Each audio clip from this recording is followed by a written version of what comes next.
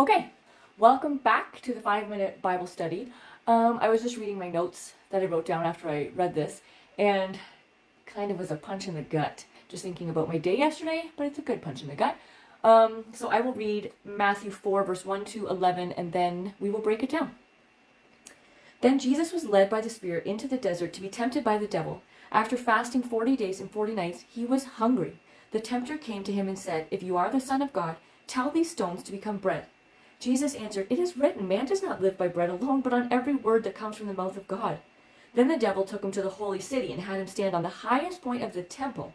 "If you are the Son of God," he said, "throw yourself down, for it is written, he will command his angels concerning you, and they will lift you up in their hands, so that you will not strike your foot against a stone." Then Jesus answered him, "It is also written, do not put the Lord your God to the test." Again, the devil took him to a very high mountain and showed him all the kingdoms of the world and their splendor. "All this I will give you," he said, "if you will bow down and worship me." Jesus said to him, "Away from me, Satan, for it is written, worship the Lord your God and serve him only." Then the devil left him, and angels came and attended him. Okay, so to start, I just want to make a minor notice that the Spirit of God led Jesus to this barren place. And I found that shocking that God would lead him to a barren place. But then the next thing it says, first of all, he depleted himself so that he had nothing. He had no strength, no clarity of thinking, no energy. He had nothing. He could not rely on himself because he was incapable of thinking clearly. He now had no choice but to rely on God. And then it says that the tempter came to him. So God brought him to the barren place, to this dark valley. But it was the tempter who came to him to bring the temptation of sin. And so then he says, okay, so if you're God and you've got all this God power and you can create food, why don't you just create it? Why don't you just make yourself some sustenance? Why bother suffering if you can do something about it and take it into your own hands? And this hit me because sometimes I don't think he wants our hurt to magically go away so that we feel better. Sometimes being completely depleted is exactly what we need. Because then we need to rely on him and ask him and trust him to give us what we need, instead of taking matters into our own hands to solve our problem because we don't enjoy hurting. And I am someone who is a control freak, and I love to take matters into my own hands and get rid of the hurt or worry as quickly as possible, instead of trusting God to solve it, where Jesus says, he refers to the Bible. The Bible says. That's the only source that matters. I don't need to refer to another person, another book. The Bible says that man doesn't thrive on anything but God. I could be full of food and still be starving because I'm not full of God. So food doesn't solve all the issues. And then I thought it was interesting because then Satan took him to the highest point of the temple. And that to me almost felt like in God's face. Taking him to the highest point of God's place in your face and says, come on, jump off. I mean, God says that he has angels for you to look after you and protect you, so let's go.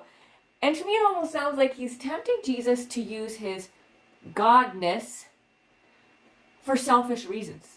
God said he's got angels, so why don't you go and live it up? Has nothing to do with God's will. It just has to do with living up your freedom because God says he'll protect you. And then again Jesus refers to the Bible when he says, trust him, but don't test him.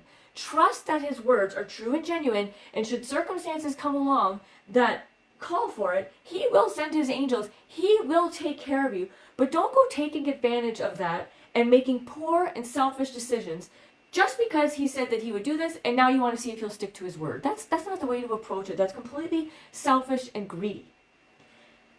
And then he takes him to the highest mountain. He takes him up high where he can see all the places and people of power and their splendor, because they do have splendor. I was in HomeSense last night. It does contain splendor. And I do want to buy and splurge on the splendor. And he tempts Jesus to forfeit all that he is godliness, for this splendor, for this beauty that he sees right in front of him. And I asked the question here to myself, do I fall for the same temptation and cave to have worldly stuff and take a little step away from who God made me? And I know it's just HomeSense, but I know what my thoughts are, and I know what God is calling me to. And it isn't to spend money necessarily on myself and to make my house beautiful. It's for others. And he was polite up to this point, but now Jesus says, you know what? Enough. Get away from me. Physically, mentally, leave. Don't come near me. Why? Because the Bible says, which is exactly why I'm reading the Gospels, because that's all that we need and that's all that matters is what the Bible says. And he says that the Bible says that God's kingdom is the only kingdom that stands and lasts and has powerful. And as beautiful as these kingdoms are, as beautiful as this splendor is, and these things that I want, because they are beautiful, they are nothing compared to God's beauty and what he holds for you.